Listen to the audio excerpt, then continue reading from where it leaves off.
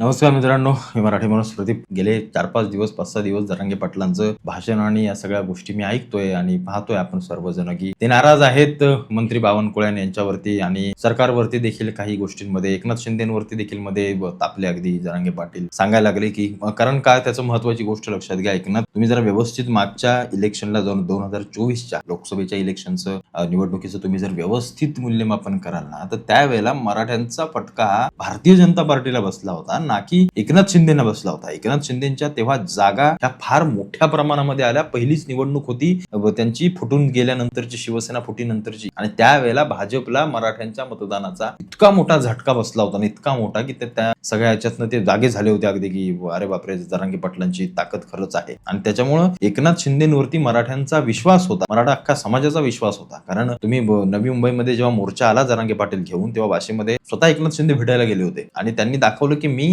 नेतृत्व करतोय मराठा समाजाचं आणि मराठा समाजाच्या लोकांचं, आणि त्याच्यामुळे मी तुमच्या समर्थनार्थ आहे, मी आरक्षणाच्या समर्थनार्थ आहे, तुमच्या मागण्या मला मान्य आहे. या सगळ्या गोष्टी सांगणारे एकनाथ शिंदे हल्ली थोडेसे या सगळ्या गोष्टींपासून पळ काढतायत, थोडेसे बाजूला सरकतायत की काय, अशा गोष्टी जरांगे पाटलांना वाटू लागले. त्याच्यामुळे जरांगे पाटील कुठेतरी आवाज त्यांचा चढतोय, टोन बदलतोय, धमक्या सगळ्या अशा गोष्टी बाहेर पडतायत. पण एक गोष्ट लक्षात घ्या, महत्वाची गोष्ट मी तुम्हाला सांग, आरक्षण का महत्वाचं आहे मराठा समाजाचं? अरे आपल्या महाराष्ट्रामधलंच घ्या, फक्त महाराष्ट्रामध्ये अरे कोणतीही अशी जात नाहीये, मराठा समाज असला तरी, की त्यातले सगळेच्या सगळे 100% लोक हे श्रीमंत आहेत, आणि कोणतीही अशी जात नाहीये की त्यातले सगळेच्या सगळे लोक हे गरीब आहेत. असं होऊच शकत. कोणीही जा, ब्राह्मण जरी असला ना तरी त्यांच्यामध्ये देखील गरीब आहेतच की हो. मग आरक्षण कुणाला पाहिजे? जे आरक्षण म्हणजे काय आहे की ज्याला आधाराची गरज, ज्याला पैसा नाहीये खिशामध्ये, ज्याची शिकण्याची क्षमता नाहीये, तो आरक्षण. मग तो मुसलमान का असेना, त्याला आरक्षणाची गरज आहे, त्याला द्या ना आरक्षण. मुसलमानाच्या एखाद्या पोरीने जर 95% पाडले 10वीत असो किंवा 12वीत असो,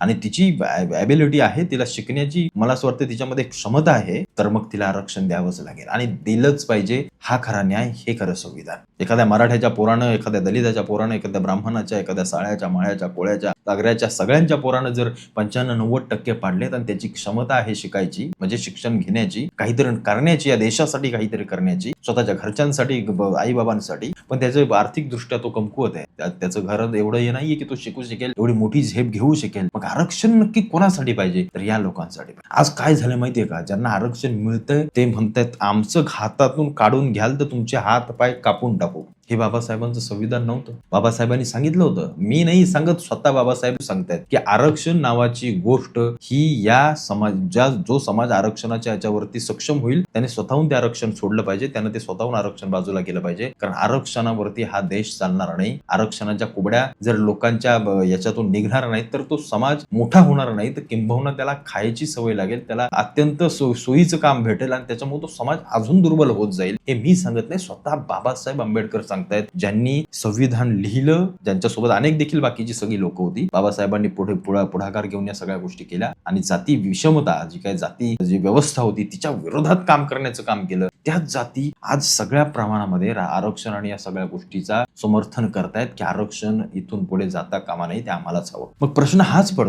हाच पडतो की मग बाकीच्या लोकांचं काय, बाकीचे देखील विद्यार्थी आहेत. प्रश्न काय पडतो माहितीये का, एखादा 60% विद्यार्थी जेव्हा एखादा डॉक्टर होत असेल, एखादा सर्जन होत असेल, तेव्हा कुठेतरी तो त्याला फसवत नाहीये, तर कुठेतरी लाखो लोकांना जे त्याच्या हातातून उपचार घेणार आहेत त्यांचं जीवन धोक्यात आहे. बरोबर की नाही? म्हणून आरक्षण हे परिस्थितीवरती आर्थिक दृष्ट्या त्या निकषानं पाहिजे की ज्याची खरंच शिकण्याची ऐपत नाही, मग तो कोणत्याही जाती धर्माचा असो. हे माझं वैयक्तिक सांगण्यान पहिल्यापासून मी याच गोष्टीवरती अडवतो. मराठा समाजाला खरोखर आरक्षणाची गरज आहे, तर निश्चित गरीब मराठ्यांना आरक्षणाची गरज आहे. जे चांगले श्रीमंत आहेत, व्यवसाय आहेत त्यांना ते कोणी पडतही नाही त्या गोष्टीमध्ये. ज्याच्याकडे जर पैसा वगैरे आहे ना, ते नाही या सगळ्या गोष्टी, कास्ट आणि या सगळ्या गोष्टीमध्ये नाही पडत कोणी नाही पडत. आम्ही आमच्या एवढ्या शिक्षणाच्या याच्यामध्ये मी देखील सगळं इंजिनिअरिंग वगैरे केली, शिकून आलो, 12वी मध्ये सायन्स वगैरे करून आलो. आम्ही कधी त्या कास्ट आणि या सगळ्या गोष्टी आमच्या वडिलांनी बघितल्याच नाहीत. आम्ही कधी तिकडे गेलोच नाही. कारण काय जाऊन फायदा, असंही काय आपल्याला त्यातलं काय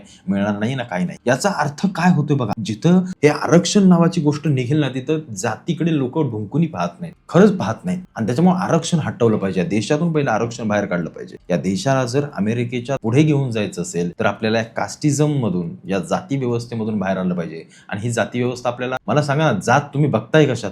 खाण्यापिण्यात इकडं तिकडं हॉटेलमध्ये गेल्यानंतर बघता का कोण आहे, काय आहे? काही बघत नाही आपण. आपली जात निघते कुठं माहितीये का? आरक्षणावर. काही आलं की चला आरक्षण गेलं की मग लफडा होईल मग सगळा. मग आरक्षणावरती सगळ्या गोष्टी जातीच्या अवलंबून आहेत. काय मिळतंय मला, तुला किती टक्के, मला किती टक्के, शिक्षणात, नोकरी, तिकडे हे एकदा निघालं ना की लोक जाती विचारणार नाहीत, जाती शिल्लकी राहणार नाहीत. काही पिढ्यानंतर त्या लुप्त होऊन जातील. कुठले झेंडे काय काय काही राहणार नाही. राहतील ते फक्त धर्म, पंथ. आणि आज मराठा समाजाला कुठेतरी आरक्षण मिळवून देण्यासाठी, तो एक संघर्ष उभा करण्यासाठी मनोज जरांगेंनी काम केलंय. त्याबद्दल दुमत नाहीये, ते नाकारूच शकत नाही. आपण नाही नाकारू शकत. पण ज्या पद्धतीनं ते एखाद्या मंत्र्यावरती, एखाद्या माणसावरती ज्या पद्धतीने ते बोलतात किंवा त्यांची बोलण्याची जी एक पद्धत आहे ती कुठेतरी लोकांना चुकीची वाटते. आणि निश्चित तुम्ही मला असं वाटतं एखाद्या समाजाचं जेव्हा नेतृत्व करता आणि जो समाज पुढारलेला आहे, जो समाज ज्याचा फार मोठा इतिहास आहे, जो काहीतरी या भूमीवरती ज्यानं फार मोठं दैदिप्यमान कार्य करून ठेवलंय, त्या मराठ्यांचा किंवा त्या समाजाचा तुम्ही नेतृत्व करत असताना काहीतरी आपले एखाद्या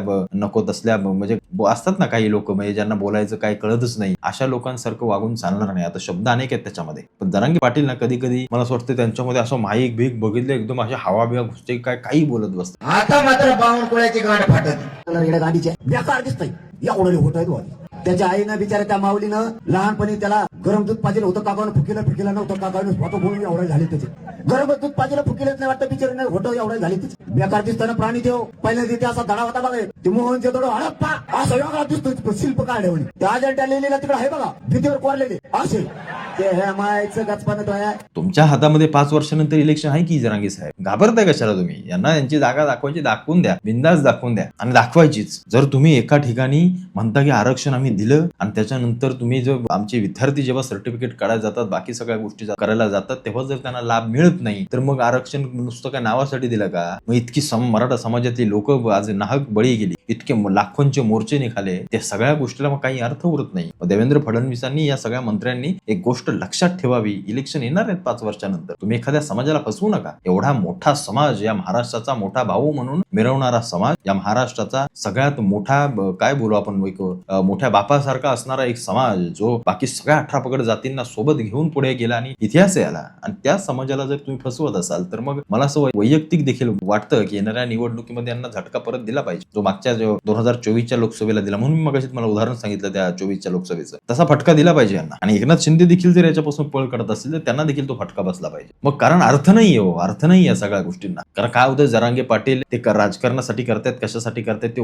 गौण विषय सोडून द्या, बाजूला सोडून द्या. पण खाली एक निष्पाप असा समाज आहे की ज्याला वाटतं की काहीतरी होईल, काहीतरी आम्हाला न्याय मिळेल, त्याला माहितीच नाही वरचं राजकारण काय नक्की चाललंय ते. मग असा समाज आहे, अशी जी लोक आहेत, त्यांना तुम्ही फसवता, एवढं लक्षात असू द्या फडणवीस साहेब. आणि राहिला प्रश्न एखाद्याच्या व्यंगावरती बोलणं, बावनकुळेंना काय चिडवणं, काय गोष्टी करणं, हे योग्य नाहीये, हे राजकारणामध्ये योग्य नाहीये. व्यंगावरती तर अजिबात कोणाच्या जाऊ नका तुम्ही. बाकी राजकीय दृष्ट्या तुम्हाला काय बोलायच्या त्या गोष्टी बोला, एखाद्याच्या व्यंगावरती जाणं. मग जरांगे पाटलांची व्यंग किती आहेत, कुणी काढली तर किती निघतील? माझी किती निघतील? तुमची किती? वैयक्तिक स्वतःला आरशासमोर उभे राहायचं, कधीतरी एकदम शांतपणे उभं राहायचं आणि व्यवस्थित खालीपासून वरपर्यंत निरखून आपल्याला काढायचं की आपल्यावर काय व्यंग निघू शकतं. अरे ह्या देवाने बनवताना कुठल्याही मनुष्याला परिपूर्ण बनवलेलं नाहीये. जर परिपूर्ण बनवलं असतं तर आपण जगातले सगळेच सुंदर नसतो का? कोणाला हात, कोणाचे कोणी अपंग आहे, कोणाला दिसत नाही, कोणी आंधळा आहे, कोणी बहिरा आहे, कोणी काळा आहे, कोणी गोरा आहे, कोणी उंचीला लहान आहे, कोणी उंचीला जास्त आहे, कोणी जाड आहे, कोणी काटकीळ आहे. या सगळ्या गोष्टी व्यंगाच्या नाही चालत, अशा नाही चालत. उगाच काहीतरी बोलून काहीतरी त्यातून काय होतं माहितीये का? त्यातून आपले संस्कार दिसतात.